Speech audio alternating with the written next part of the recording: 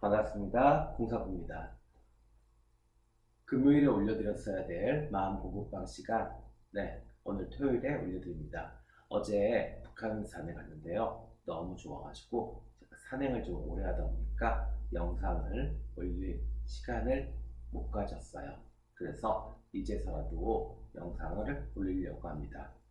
한 주 쉴까 했는데 제가 만드는 컨텐츠들 중에서 제가 가장 애착을 갖는 게 마음 공부방 시간이라 한 주를 쉬기가 너무 아쉬워서 이렇게 영상을 제작합니다. 음, 마음 공부 왜 할까요? 저는 감히 말씀드립니다. 제 나이에 솔직하게 만약에 누군가가 너 뭘 겪었니? 라고 이야기하면 다 얘기하면 사람들이 거짓말이라고 얘기해요. 네. 제 생긴 거, 제가 하는 어떤 행동들, 어투 이런 걸 봤을 때는 그런 것들하고 연상이 잘 안 되나 봐요. 네. 성장기에 불우했던 거, 그 다음에 청년기에 방황했던 거, 그 다음에 장년기에 아이 키우는 거, 그 다음에 이렇게 이제 중년기에 또 저한테 와야 될 시장들. 그럴 때마다 처음에는 종교에 많이 의지했어요. 그래서 성당도 찾아가고 교회도 찾아가고 이렇게 하면서 울고불고 원망하고 막 이런 적도 많았고요. 어린 시절에. 또 청년이 돼서는 좀 타락도 많이 했었습니다. 그래서 그 당시에는 좀 나쁜 남자, 좀 쓰레기 같은 짓도 많이 하고 다녔어요. 그러다 이제 결혼을 하고 이제 한 가정을 책임져야 되니까 그냥 돈 하다 보니 돈에 쫓아다니다 보니 또 제 자신이 황폐해졌고요. 이제서야 중년이 되고 그 다음에 내가 무엇을 하는 사람인지를 알게 됐어요. 그래서 기도하고 그러고 바라고 그 다음에 수행하고 뭐 이랬는데도 제가 근본적으로 이 마음이 편하지가 않더라고요. 예, 정신과 치료도 많이 받았죠. 네. 그러다가 제가 찾은 게 불교였고요. 그리고 그 불교 중에서도 무슨 명불 중심 아니면 뭐 기복 불교 아니면 뭐 참선 중심 뭐 법문 중심 뭐 이런 여러 가지의 불교의 형태가 있어요. 근데 저는 이 유식 불교가 제 마음에 탁 들어오더라고요. 왜요? 이해가 되니까요. 마음이라는 게 원래 이런 거야 라고 이해를 시켜주니까 사실은 저를 붙잡고 있었던 번뇌와 망상에서 많이 벗어날 수 있었어요. 네, 그래서 여러분들도 정말로 누구 때문에 화가 나고 슬프고 원망해야 되고 또 좌절해야 되고 이런 상황, 그것이 사람이든 아니면 상황이든 그렇다면 이것을 단지 운으로 치부해가지고 기복을 쫓아다니시거나 아니면 이것이 내 팔자니 이러고선 그냥 막연하게 수행을 하시거나 이것이 아니라 저와 이 시간을 통해서 마음작용이 어떻게 되는 건지 공부하셔서 조금 마음이 깨끗해지고 편안해지셨으면 좋겠어요. 네, 저는 실제로 정말로 이 유식불교 또 불교 크게 보면 이 불교의 도움을 되게 많이 받았어요. 네, 그래서 여러분들과 그런 마음에서 이거를 컨텐츠를 제작을 하고 있는 겁니다.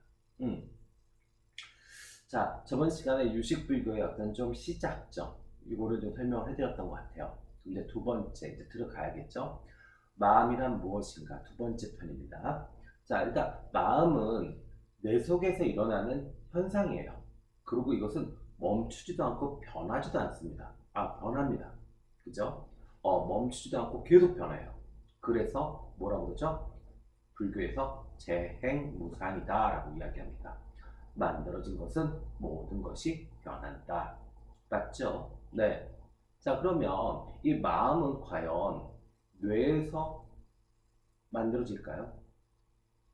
사진을 찍으면 어느 부위가 마음이다 라고 이야기하나요? 물론 우리가 과학적으로 뇌과학이 발달돼서 이제는 당연하게 된 논리들이 있죠. 파충류의 뇌, 포유류의 뇌, 사람의 뇌. 뭐 그러면 자, 사람의 뇌에서 마음이 만들어진다라고 우길 수도 있겠어요. 근데 사실은 MRI를 찍어보면 마음의 자리를 찾기가 어려워요. 그죠? 아직 현대 과학에서는 그렇습니다. 물론 과학이 더 발달하면 어떤 일이 벌어질지 몰라요. 그래서 불교에서는, 이 유식 불교에서는 뇌과학에서 심과학, 그러니까 뇌과학은 뇌과학대로 가되 마음에 관련되는 건 마음의 과학으로 좀 이 연구를 해보자, 이렇게 이야기를 합니다. 네, 자, 이거는 중요한 게 그게 있죠. 마음이 변하면 뇌도 변합니다. 물론 뇌에 생긴 모양이 다르면 어떻게 해요? 마음에 생긴 모양도 달라질 수 있습니다. 근데 서로가 어떻게 돼요? 서로가 이렇게 이 영향을 주는 겁니다. 그러니까 한쪽이 시작이고, 그러니까 뇌에서 마음이 나온 게 아니라 마음도 있고 뇌도 있는데 서로가 영향을 준다라는 거. 이게 유식 불교의 시작점입니다. 이해되시나요? 자, 그러면 일단 하나하나씩 좀 보자고요. 자, 일단 뇌과학이 발달해서 마음의 활동을 많이 좀 확인했죠. 그죠? 그래서 인지, 정서, 의지, 언어, 기억 등 이런 것들이 어떻게 돼요? 마음의 활동인데 이거의 실상은 규명이 됐어요. 이거의 심리학 분야에서도 많이들 이야기하잖아요. 그죠? 자, 그런데 뇌과학자들의 견해인 마음이 뇌의 작용에서 만들어지는 것이다 라는 것에 100% 동의할 수 있냐는 것이죠. 그래서 유식불교에서는요, 이 마음이 뇌로부터 만들어졌다는 것에 대한 의문점을, 첫 번째, 자, 뇌는 물질이고 마음은 정신인데 어떻게 물질에서 정신이 만들어지냐는 거죠. 여기에 조금 좀 문제가 있다는 거죠. 네. 그래서 아직까지, 그리고 제가 봤을 때는 아마도 제가 살아생전에는 과학의 영역에서, 의학의 영역에서 이거를 밝혀낼 수 없을 것 같아요. 또 하나, 자, 원인을 뇌로 잡고요. 마음을 결과로 잡았다 그러면, 그죠? 그럼 이게 두 개가 실제가 존재하냐는 문제가 있거든요. 그죠? 그럼 아까도 제가 얘기했지만, 이거는 관계론적으로 접근해야죠. 실제론적으로 접근을 하면 안 된다라고 유식불교는 얘기합니다. 그래서 마음이 뇌에 영향을 주고 뇌가 마음에 영향을 준다. 이렇게 이해하는 게 좋다는 거죠. 그래서 실제로 과학적인 예도 있죠. 사이코패스는 뇌의 전두엽, 축두엽의 기능이 구조적으로 이상합니다. 이상 증상이 있어요. 그리고 스트레스를 많이 받은 사람은요, 손에 영향을 받아서 구토라든지 어지러움증을 호소하는 경우가 많습니다. 그러면 이건 뭐예요? 인과가 아니라 상호 교류하고, 그죠? 관계적으로 존재한다는 거죠. 이해되시나요? 그래서 마음의 변화, 이것에 대해서 관심을 갖는 것이 유식불교의 핵심. 그리고 작가는 이것을 심과학이라고 이야기하고 싶어 해요. 네. 자, 뭐 어려운 얘기 많이 하지 말자고요. 자, 넘어갈게요. 자, 그 다음에 마음이 뇌로부터 만들어졌다. 그 두 번째의 어떤 궁금점, 의의점은 자, 뇌과학이 병을 치료하죠. 그죠? 마음의 병이요. 인지증, 실어증, 자폐증 같은 것을 뇌과학이 치료를 해줄 수 있습니다. 그런데 근본적인 문제요. 인간의 마음이 무엇인지, 인간이란 어떻게 살아야 되는지에 대한 것에 대한 답을 뇌과학이 줄 수 있나요? 못 줍니다. 그죠? 탐욕, 분노, 무지, 우리를 진짜 많이 괴롭히는 이 번뇌와 두려움, 이런 것들이 뇌과학이 치료해 줄 수 있나요? 없잖아요. 그죠? 네. 그래서 유식불교의 지향점이 잡히는 겁니다. 저와 함께 앞으로 공부하셔야 될 게 이 영역이에요. 번뇌는 왜 생기는가? 번뇌에는 어떤 종류가 있는가? 번뇌를 없앨 메커니즘은 어떤 것인가? 그리고 번뇌를 없앨 방법이나 삶의 방식은 어떤 것인가? 이것이 유식불교입니다. 아까 얘기했어요. 뇌과학이 병을 치료할 수 있습니다. 그러나 근본적인 마음의 이야기, 그죠?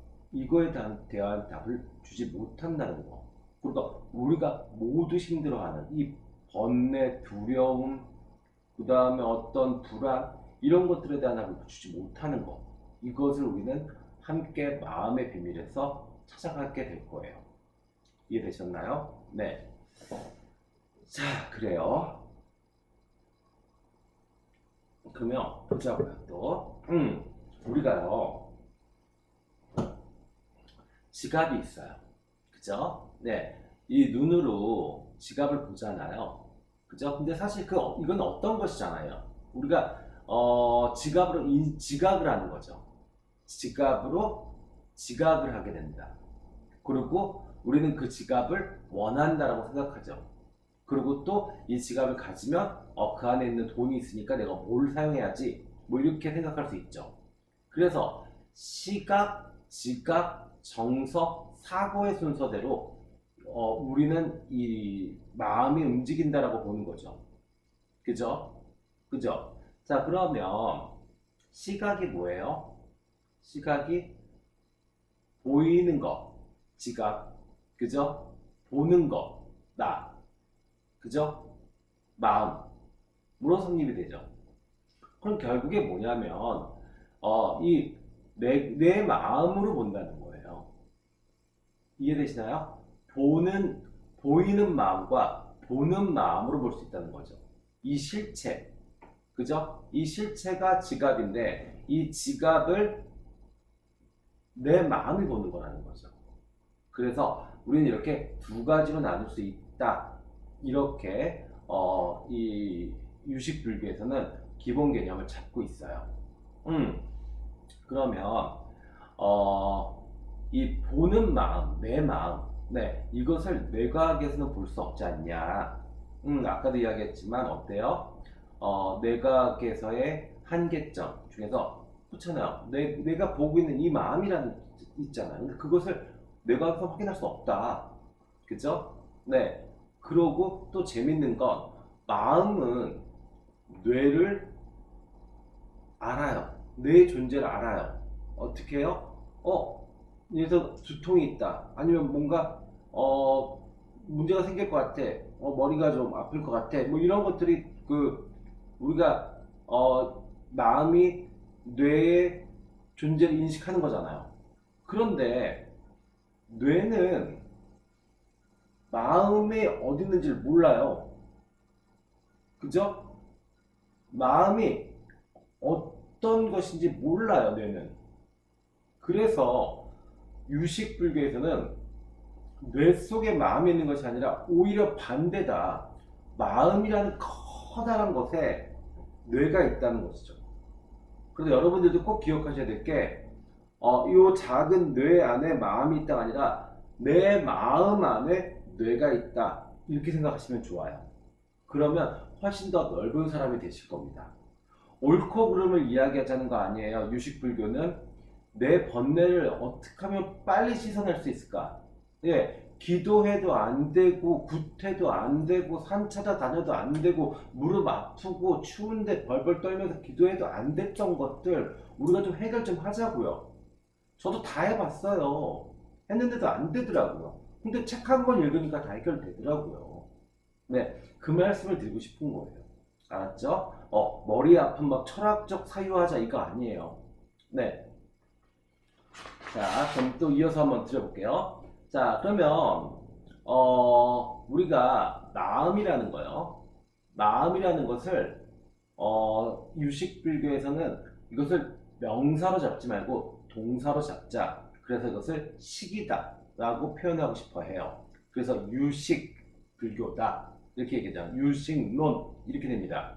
자, 마음이 시각을 통해서 파악한다? 이게 아니고 실제로는 마음이 느끼는 거죠.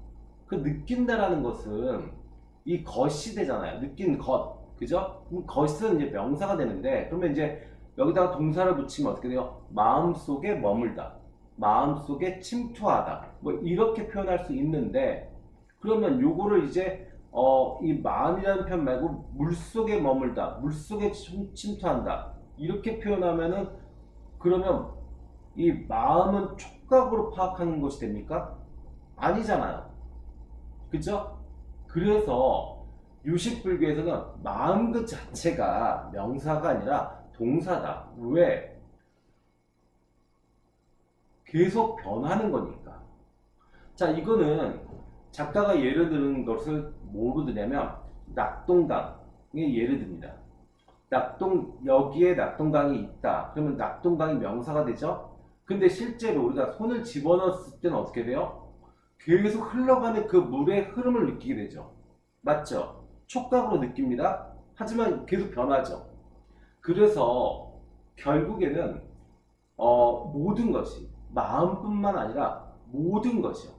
정말로 고정되어 있는 사물 그 자체도 모든 것은 끊임없이 변합니다. 실제로 인간의 체세포도 매일 100억 개가 죽고 새로 태어납니다. 어제의 당신과 오늘의 당신이 다른 사람이에요. 아시겠죠? 똑같은 것 같지만 전혀 다른 사람이 됩니다. 아셨죠? 자, 그래서 마음도 고정적인 실체 이런 것은 없다라고 이야기합니다. 저도 상담할 때 그런 얘기 많이 합니다. 저는 사랑에 대한 상담을 많이 하니까 자꾸 사랑을 고정된 거라고 생각해요. 마치 커다란 블록 같은 느낌? 아니면 무슨 이 커다란 그 딱딱하고 뭐 아니면 막 이렇게 그 거대한 어떤 뭐 집 같은 형태? 뭐 이렇게 생각을 해요. 아니에요. 저는 그때 표현합니다. 사랑은 고체가 아니라 액체다. 흐르고 내리고 한다. 많아졌다 적어졌다 하고 얼기도 하고 탁해지기도 하고 이렇게 된다. 그래서 사랑은 노력해야 된다고 이야기합니다. 마찬가지죠. 사랑도 그 자체가 명사가 아니라 동사인 겁니다. 사랑한다, 뭐 사랑받는다. 아니요. 사랑 그 자체가 동사예요. 아셨죠? 네. 그래서 유식불교에서는 마음을 알다, 결국 식으로 동사로 표현하자 이렇게 이야기를 합니다. 그러면 마음이 아는 것의 작용으로는요, 첫 번째 감각의 데이터가 있고 두 번째 생각이 있고 언어가 있습니다. 자, 그러면 감각의 데이터는 눈앞에 있는 시간으로 파악하는 것이 되겠죠. 그죠? 그 다음에 생각은요, 예를 들어서 좋다. 자, 핸드폰이 있어요. 그러면 이 핸드폰 파악했죠? 근데 좋다라는 생각이 들겠죠. 생각이요, 두 번째. 그 다음에 세 번째요, 사고 싶다. 예를 들어서 이렇게 들었다. 그러면 어떻게 돼요? 언어죠. 언어로 나오는 거죠. 좋다라는 언어도 나왔고 그 다음에 사고 싶다라는 언어도 나왔겠죠. 자, 이러면 첫 번째 감각의 데이터는 인식으로 파악된 대상이고 두 번째 생각은 인식과 작용하는 마음의 심소, 그리고 언어는 의식으로부터 발현된 언어 표현이죠. 이렇게 됩니다. 그래서 결국에는 유식에서는 인식도 대상도 심소도 의식도 언어도 결국 다 아레아식 마음에서 발휘된 것이고, 그것은 더 집중적으로 들어가면 자아집착심, 즉 날라식에서 만들어낸 것이다. 자, 좋다, 사고 싶다 이런 마음이 든 거 뭐예요? 자신에게 집착하여 자신과 타인을 구별하고, 그죠? 맞죠? 그리고 그 결과 그 대상에다가 집착을 하게 되는 거죠. 사람한테는 더 중요하죠? 맞죠? 눈앞에 있는 대상이 사람이에요. 그럼 어떻게 돼요? 그 사람이 밉다는 생각을 하죠. 그리고 언어를 발휘하죠. 미워라고요. 그러면 어떻게 되는 거예요? 그건 결국 그 대상과 나를 구별해서 나의 집착심을 그 사람한테 표현하게 되는 겁니다. 이해되시죠? 그래서 결국에 갖고 싶은 거, 미운 거 다 내 마음이 만들어낸 산물입니다. 미운 사람도 본래 없고 고운 사람도 본래 없는 것입니다. 갖고 싶은 물건도 본래 없고 가지고 싶은 물건도 본래 없는 겁니다. 그냥 곱지도 밉지도 않는 단순한 존재가 내 앞에 인연에 의해서 나타난 것 뿐이고, 그것은 중성적 존재이고, 그리고 좋은 것도 나쁜 것도 아닌 이 물건 하나가 인연법에 따라서 나한테 보인 것 뿐이고, 그러면 그거는 중성적 존재입니다. 결국 이건 뭐예요? 다 내가 만들어낸 겁니다. 말라식의 집착. 내가 집착을 만들어서 거기다가 투영을 시켜서 번뇌를 만들어내게 만든 겁니다. 어느 순간 어제 걷다가요, 가족들에 대해서 생각해 봤어요. 네. 근데, 제가 화를 내고 있고, 제가 이렇게 기분 나빠했던 부분들이 결국에 제가 다 만들어낸 것들이더라고요. 네, 무슨 얘기냐고요? 좀 더 건강한 와이프, 좀 더 책임감 있는 아들, 좀 더 예쁜 딸, 좀 더 신사다운 아버지, 좀 더 모성애가 많은 어머니, 이런 것들 다 제가 만들었더라고요. 제가 만들어 놓고 실상이 그게 아니니까 그 대상에다가 원망하고 화내고 싸우고 괴롭히고 있더라고요. 그들은 곱지도 나쁘지도 않은, 좋지도 나쁘지도 않은 그냥 중성적 존재고 그들이에요, 그냥. 네, 그것뿐입니다. 근데 내가 왜 괴롭냐고요. 내가 만들어낸 게 있거든요, 지금. 나의 집착심이. 여러분들의 고민들 거의 대부분 여기서 시작합니다. 그죠? 뭐 예를 들어서 다른 집보다 좀 못 사는 우리 집. 가난해. 그거 뭐예요? 물론 절대적 빈곤이 있습니다. 절대적 빈곤은 어떻게든 벗어나야 합니다. 하지만 상대적 빈곤이 있잖아요. 우리 집은 소나타 타고 다니는데 저 집은 BMW 타고 다녀. 그러면서 아빠가 한심하게 보이고, 집이 우리 집은 30평인데 친구네 집은 40평이야. 그래서 엄마한테 짜증 부리고. 이거 다 뭐예요? 내가 만들어낸 거예요. 대상은 그냥 아무 의미 없는 거예요. 그냥 그것이에요, 그냥. 거기다가 놓고 우리가 괴로워지려고 아주 환장을 한 것처럼 거기다 계속 집착심을 밀어넣습니다. 그리고 괴로워 죽겠다고 그러고 자신을 괴롭히고 그 대상을 괴롭히고 업신여기고요. 정말 중요한 건 뭔지 아세요? 지금 불만족스럽다라고 하면서 업신여기고 한심하게 여기고 가치 없이 막 쓰는 것들도요, 결국에는 그렇게 하시면 더 크고 더 행복하고 정말 바라는 걸 얻을 수가 없습니다. 그렇게 하시면 정말로 더 크고 더 멋지고 더 큰 행복, 성공을 원한다 그러면 지금 순간에 감사해야 하고 몰입하셔야 합니다. 근데 그러질 못해요.